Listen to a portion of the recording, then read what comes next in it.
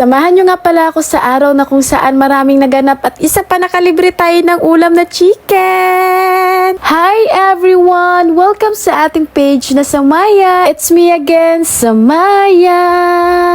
For today's video nga, na-miss ko talagang mag-vlogs mga day kasi nga absent tayo kahapon. At ngayong araw nga ipapakita ko sa inyo ang buong ganap ko talaga sa buong maghapon. Tanghali na nga pala ako nagising dyan kahit na may usapan kami nung gabi pa lang na magwo-walking kami or magja-jogging. Pero ang natuloy talaga ay walking pero sobrang init na talaga. Hindi na nga mag-drawing yung mukha natin dyan pero tayo yung may kasalanan kasi late na tayo natulog at late na din nagising. Yung kuya ko nga dyan parang nag-i-enjoy talaga siyang mag-walking pero nag-aya na ako na uwi na kami kasi sobrang init na mga day. Fast forward, nakauwi na nga pala kami sa bahay at nandito si Kuya David. Magsisilab siya, silaban niya na lang daw yung aming mga basura. Kasi nga nagkakay-kay-kay yung mga baby dita. Hindi ko na nga lalaksan yung boses ko, baka marinig tayo. Basta yun na yun. At habang nagsisilab nga si Kuya Dave dyan, ako naman nagwawalis ako dyan. Pasimpleng walis-walis tayo dyan para naman malinis yung ating paligid. Kasi babae tayo, B. Umalis na nga pala ako dyan kasi gusto kong magkape. At pagkatapos ko nga pala magkape dyan, kinuntian ko nga pala yung tambay-tambay dyan habang inaasar ko yung pamangkin ko. Fast forward nga, pagkatapos ng lahat, naligo na tayo dyan at may pa-eme-eme tayong pakita sa camera. Ganon. Vlogger yarn.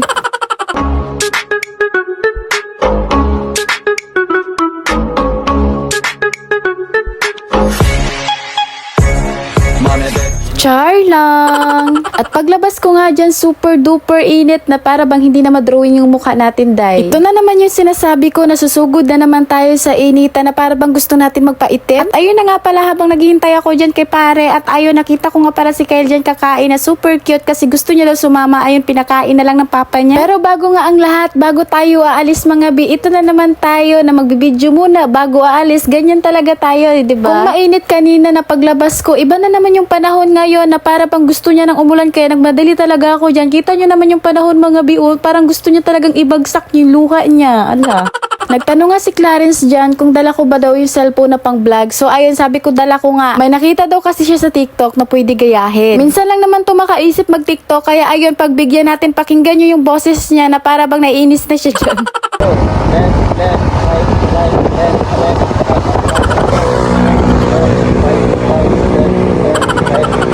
Ba narinig nyo? Hindi ko kasi makuha-kuha kahit pa left, right lang yan. Hindi ko makuha. Bala ka dyan. Tinitingnan ko kasi yung ulo niya. Pakiramdam ko hindi kami sabay. Kaya ayun, huminto talaga ako sa kalagitnaan mga tay. Fast forward nga, nakarating na tayo dito sa ating pupuntahan. Kung napapansin nyo yung langit, ang kapal talaga ng ulanin na para bang hinahabol kami mga bi. Buti na lang talaga nakarating kami dito. Nagluluko pa nga yung cellphone ko dyan kasi hindi mapindot yung 0.5.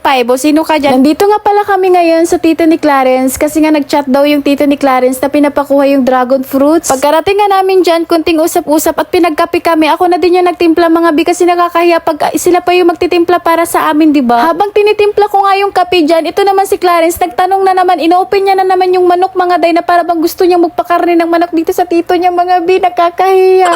At pagkatapos niya nga magtanong kung ano yung mga pinanggagawa ni tita sa manok bago lutuin, sabi naman ni tita mga day na magluto daw siya ng manok ngayon para ulam namin, hala.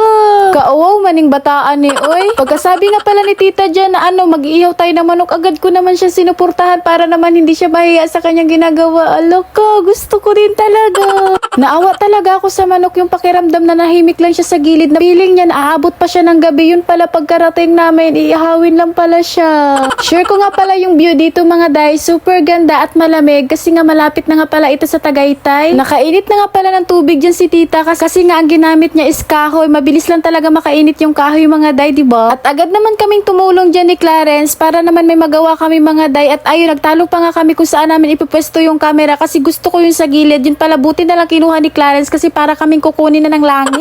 Native nga pala na manok to kaya sure ako na masarap talaga tong mga day. Excited na din si Clarence mga day na kumain. At sabi ko nga pala sa kanya dyan, nalinisan niya yung papaya. Sabi niya, ikaw na lang maglilinis kasi bida-bida ka kasi nga ayaw mo yung hindi masyadong malinis. Sabi ko, ako yung boss mo kaya makinig ka. Nakakamiss magluto sa apoy na ganyan mga day kasi super sarap sarap ng luto ng apoy na ganyan. At sa wakas, naluto na din yung chicken. Kakain na nga pala kami. Kain po tayo mga bi. Super sarap kasi naglalangis yung kanyang sabaw mga day. Fast forward nga pala, pagkatapos namin kumain, agad naman kaming umalis kasi nga may natanggap akong text dyan mga day. So makikita nyo na lang kung saan tayo pupunta dyan. Thank you so much nga pala kay tita na nag-ihaw talaga siya ng manok. Inihaw niya talaga yung manok niya mga bi. At thank you din po dito sa talong at dragon fruits na binigay nila sa amin. Marami itong mga day. Kita nyo naman yung dragon fruit. Super sarap niyan. Palabas na nga pala kami dyan. At super kapal nga pala ng ulanin dyan. Ang kalsada na papunta dyan, papuntang Tagaytayan. At ang papunta naman dito sa kabilang dulo, papunta na dun sa amin mga bi. Dahil hapon na yan, naabutan nga pala kami ng traffic dyan. Super traffic ng daanan mga day. Buti na lang talaga pagkarating namin dito. Medyo maaga-aga pa mga bi. Ito nga pala yung condo na nahagip sa video natin nung nakaraang vlogs natin mga bi. So ayun na nga pala, pupunta tayo dito at may susundo sa atin dyan sa baba. At ayun, nasundo na nga pala tayo. May pupuntahan kasi tayo dito mga day. Si Clarence nga pala ay uuwi na dyan. Hindi na siya sasama sa atin. At ayun, pagkahapon, susunduin nga pala tayo ni Clarence dyan. Medyo madilim na nga pala yan mga bi. Kasi nga hapon na nga ni. Medyo nagantay nga pala ako ng matagal dyan sa labas ng kundo mga bi. Kasi super tagal dumating ni Clarence. At pagkarating niya, medyo bad trip talaga ako. Kasi nagantay nga ni ng matagal. At may pa-cake naman tayo mga bi. Kaya masaya din naman sila. Ayaw ko nga magpa-video dyan. Kaya hanggang dito na lang video na to. Maraming salamat nga pala sa mga nagbo-views, nagla-like ng ating mini vlogs. Bye-bye! Thank you for watching everyone. Huwag kalimutan mag-like at mag-share, lalo na mag-follow. Bye-bye!